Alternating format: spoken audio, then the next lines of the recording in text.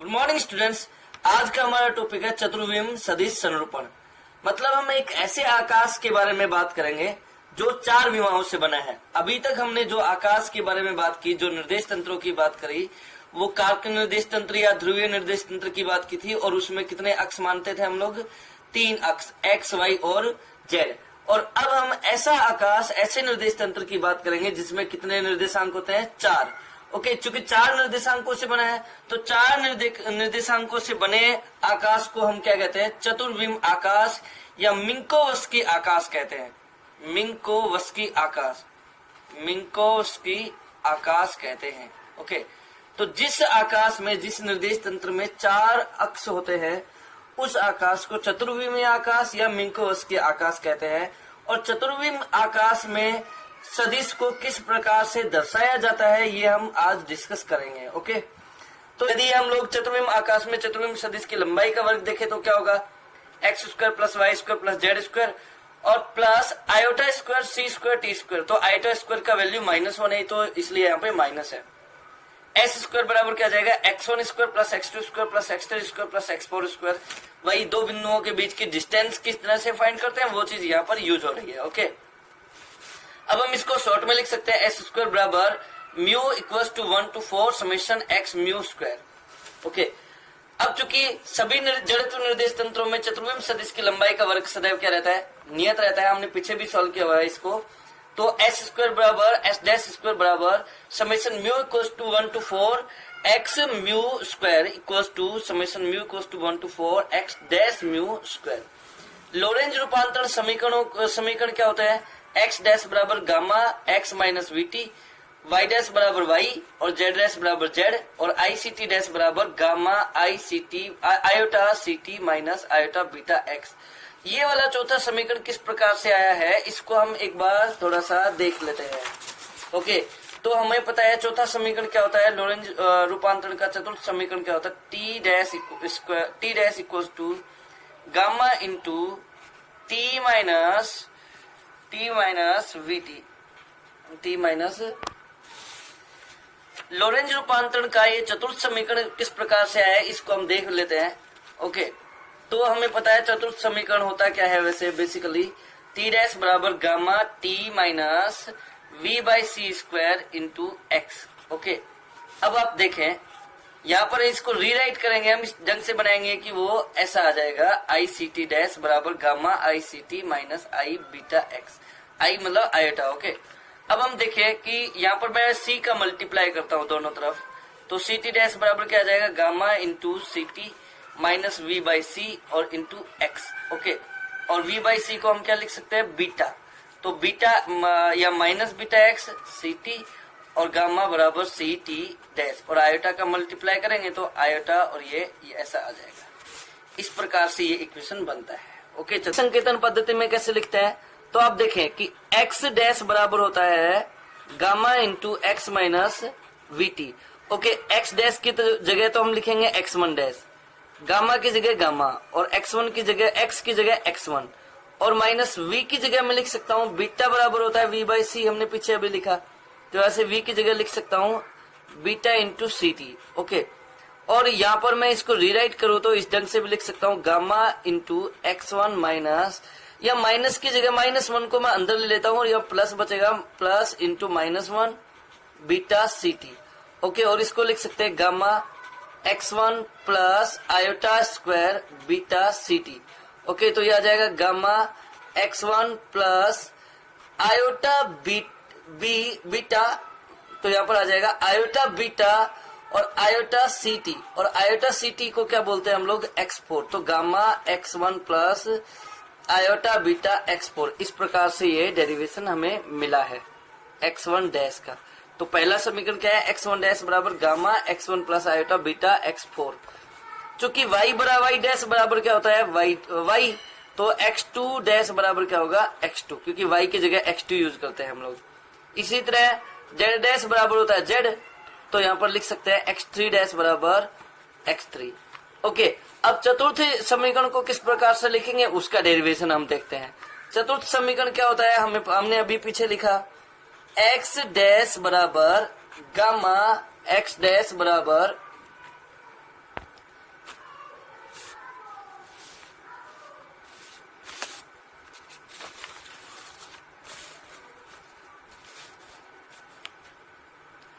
चतुर्थ समीकरण को किस तरह लिखेंगे? अभी हमने पीछे लिखा आयोटा सी टी डैश बराबर गामा आयोटा सी टी और माइनस आयोटा बीटा एक्स।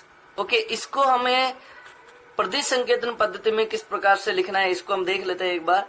तो देखो आईसीटी डैश की जगह तो हम लिख देंगे x4 डैश, ओके, और गामा की जगह गामा है ही। और यहाँ पर हम लिख सकते हैं यदि -1 का मल्टीप्लाई करता हूं तो यहाँ पर हो जाएगा। चतुर्थ समीकरण का डेरिवेशन कैसे होगा वो देखें आप। आईसीटी डैश बराबर क्या होता है? Gamma into ICT minus iota beta x. Okay, इसको हम इस ढंग से लिख सकते हैं माइनस आयोटा बीटा एक्स की जगह क्या लिखेंगे? x1 और प्लस आयोटा सीटी की जगह क्या लिख सकते हैं? x4। तो यह आ गया चतुर्थ समीकरण x4 डैश।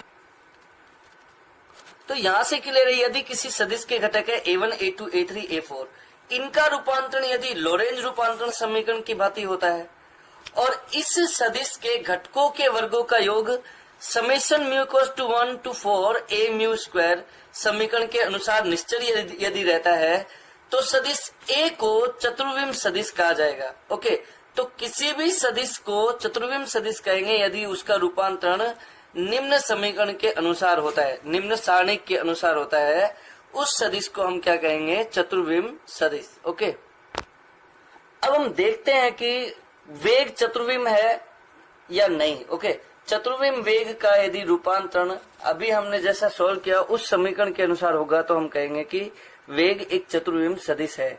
और चतुर्विम आकाश में वेग को किस प्रकार से लिखना है वो हम देखने वाले हैं। तो हमें पता है कि चतुर्विम आकाश में दिक्काल अंतराल का वर्ग सभी जड़त्व निर्देश तंत्रों में क्या रहता है? निश्चल रहता है। ओके, तो हम लिख सकते हैं summation mu equals to 1 to 4 dx dash mu square equals to summation mu equals to 1 to 4 dx mu square.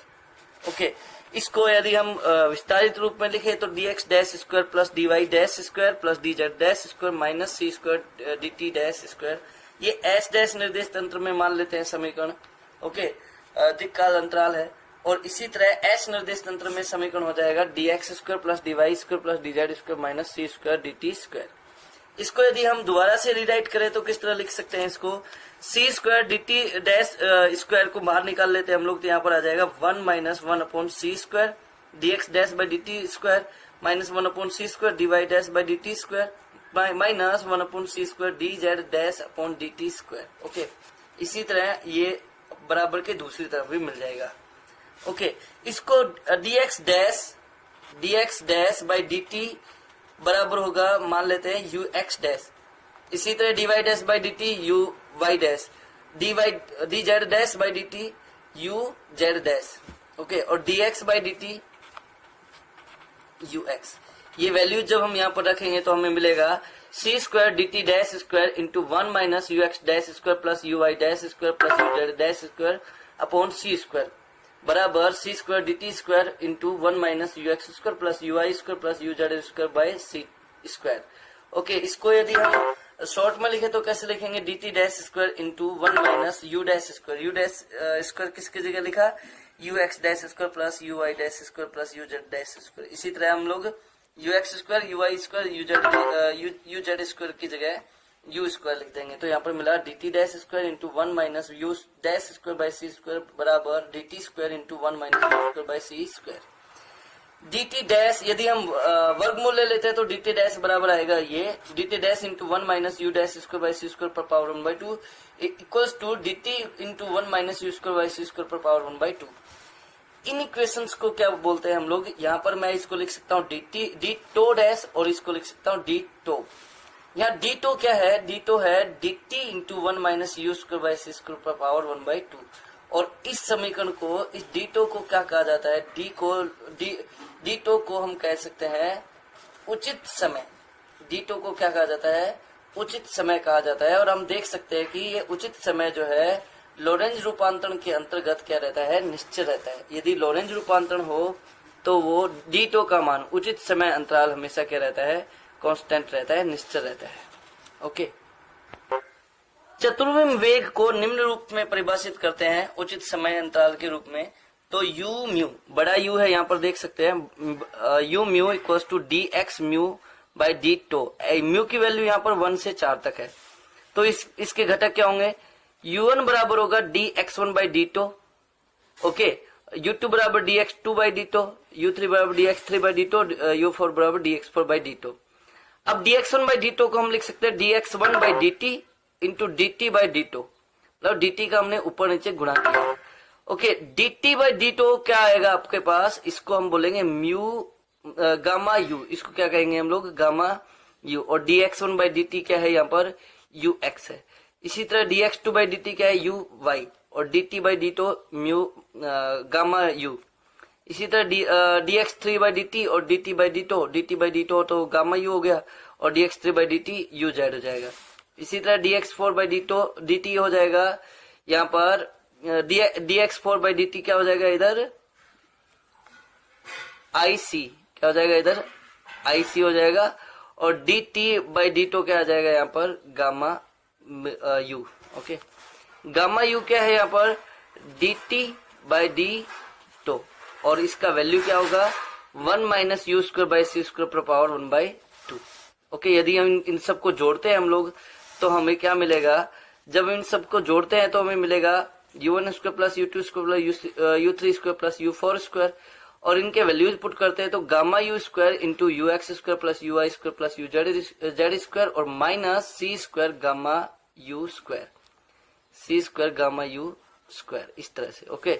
और इसको यदि हम आगे सिंप्लीफाई करते हैं तो इसको हम यू स्क्वायर लिख सकते हैं, तो u square minus C square into gamma you square, और यहाँ पे आ जाएगा u square minus C square into 1 minus you square by C square. तो यह सॉल्व करने के बाद आएगा summation u mu square by mu equals to 1 to 4 equals to minus C square, और ये क्या है, नियत है। तो समीकरण 6 से स्पष्ट है कि चतुर्विम वेग का वर्ग हमेशा लोरेंज रूपांतरण। वेग का रूपांतरण समीकरण किस प्रकार से लिखा जाएगा, तो हमें पता है कि किसी चतुर्विम सदिश का रूपांतरण समीकरण, यदि चतुर्विम सदिश A है तो a1 dash a2 dash a3 dash a4 dash बराबर इस प्रकार से लिखा जाएगा समीकरण एक की तरह से। क्योंकि वेग एक सदिश राशि है तो इसको हम लोग चतुर्विम के रूपांतरण समीकरण में किस प्रकार से लिखेंगे, यहाँ पर वेग को मैं u से दर्शा रहा हूँ, कैपिटल U से, तो u1 dash u2 dash u3 dash u4 dash बराबर आ जाएगा gamma 00 iota beta gamma 0100 minus iota beta gamma 00 gamma into u1 u2 u3 u4, उसी प्रकार से जैसा सदिश A के लिए लिखते हैं, ओके। और इसका लोरेंज रूपांतरण समीकरण में लिखें प्रतिदिश संकेतन पद्धति में, तो u1 डैश बराबर आ जाएगा gamma u1 plus iota beta u4, u2 dash बराबर u2, u3 डैश बराबर u3, और u4 डैश बराबर आ जाएगा gamma u4 minus iota beta u1, okay.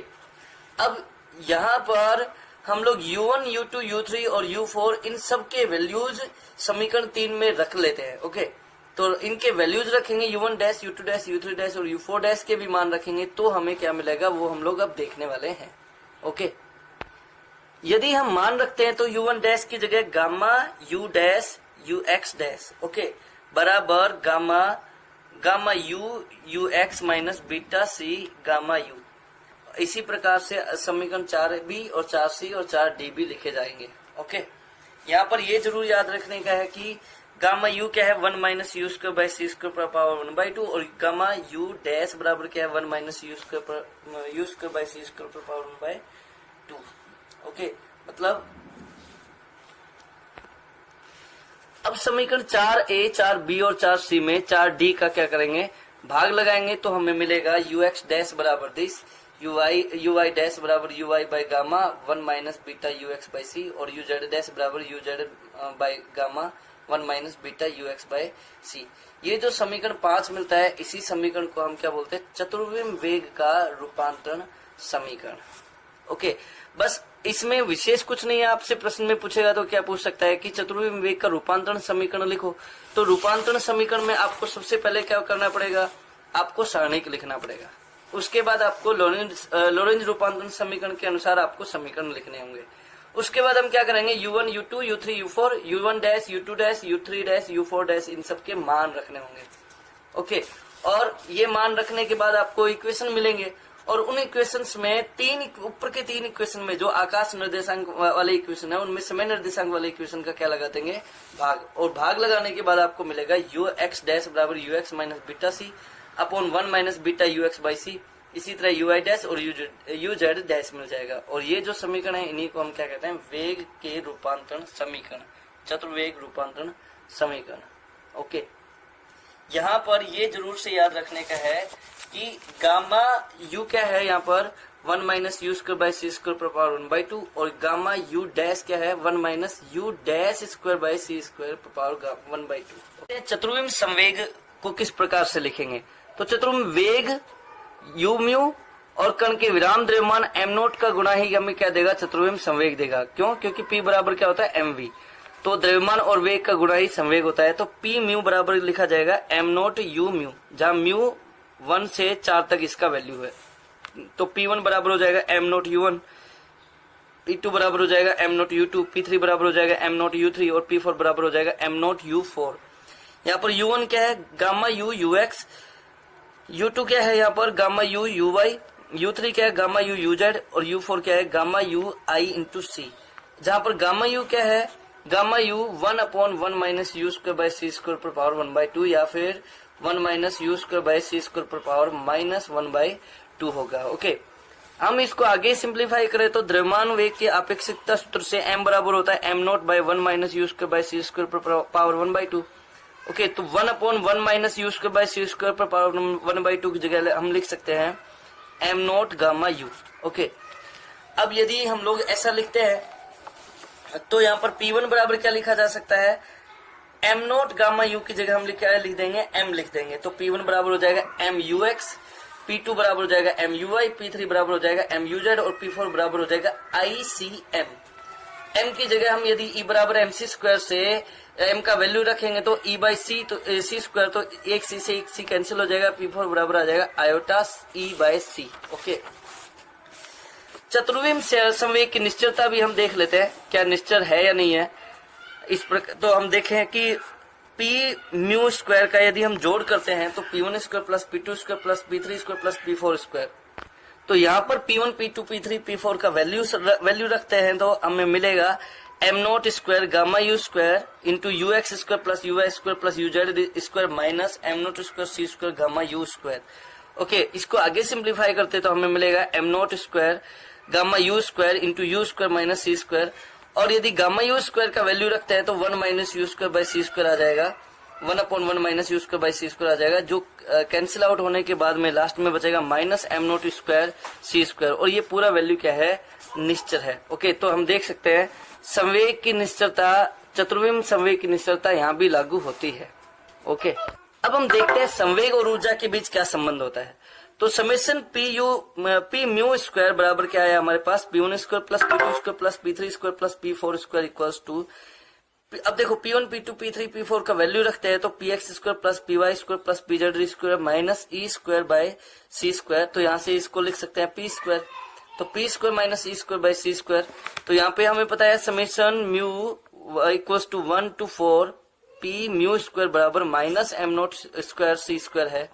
इन दोनों के इक्वल करते हैं तो ई स्क्वायर बराबर आएगा P स्क्वायर सी square plus M note square सी स्क्वायर सी पर पावर 4। ओके, तो ये हमारे पास जो समीकरण मिला है ये संवेग और ऊर्जा के बीच संबंध दर्शाने वाला समीकरण है। यह समीकरण ई स्क्वायर बराबर P स्क्वायर सी square plus M note square C पर पावर 4, इस समीकरण से हमें द्रव्यमान का वर्गीकरण करने में हेल्प मिलती है।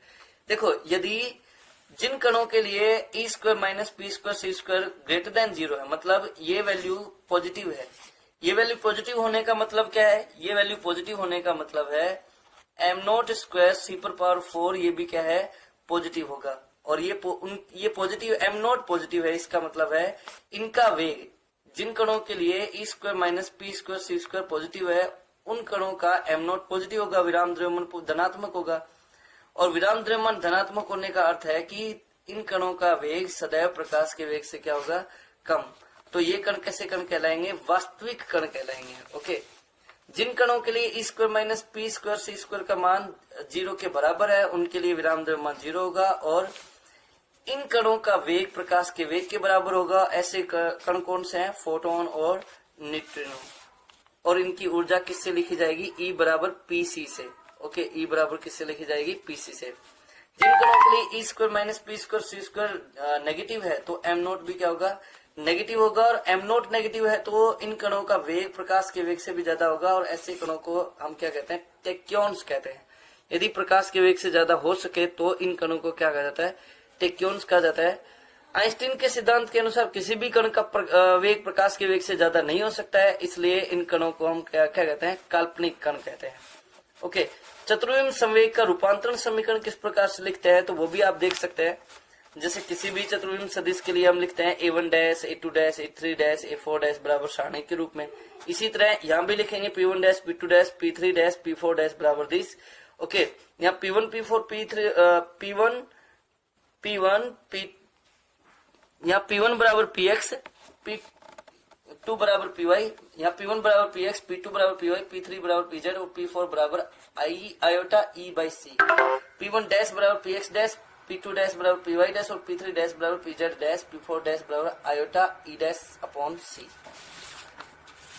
ओके, और इसको सारणिक के फॉर्म में आगे हम लिखते हैं तो ये आ जाएगा इस प्रकार का। और इसको यदि हम लोग लोरेंज रूपांतरण समीकरणों में लिखेंगे तो px डैश बराबर gamma px minus beta e by C, py dash बराबर py, pz डैश बराबर pz और e डैश बाई सी बराबर gamma e by C minus beta px। Okay, तो ये था चतुर्विम। आज की क्लास में हमने देखा कि एक चतुर्विम सदिश को किस प्रकार से लिखते हैं, चतुर्विम सदिश का गुण क्या है। चतुर्विम सदिश के लिए जो दिक्काल अंतराल है वो हमेशा क्या रहना चाहिए, नियत रहना चाहिए। और चतुर्विम सदिश की लंबाई का वर्ग हमेशा नियत रहना चाहिए।